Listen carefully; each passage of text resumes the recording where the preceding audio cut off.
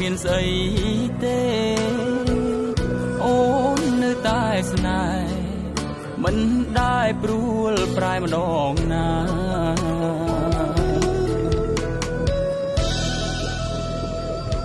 អូននិយាយប្រាប់ថាចាប់ចូលស្ដីអូនទៅព្រោះពុកម៉ែបើ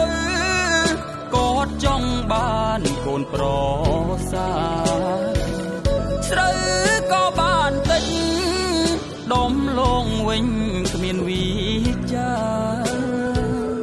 ងប់អស់ហើយណានៅសល់មួយពឹងអីពេល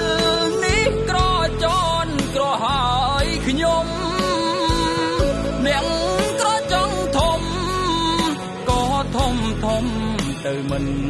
រួចម្ដាយអូនកាន់ថ្លៃ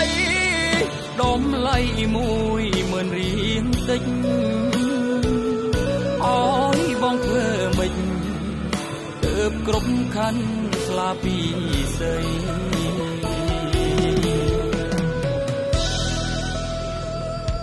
អូនក៏អានបងក៏អងសិតនៅក្បែរមានតែប្រាប់ម៉ែពុកអូនអើយពុញយីពេលព្រោះពេលនេះខ្ញុំមានលុយសូម3រៀលមានតែពុញយីពេលចាំឆ្នាំក្រោយបានទេ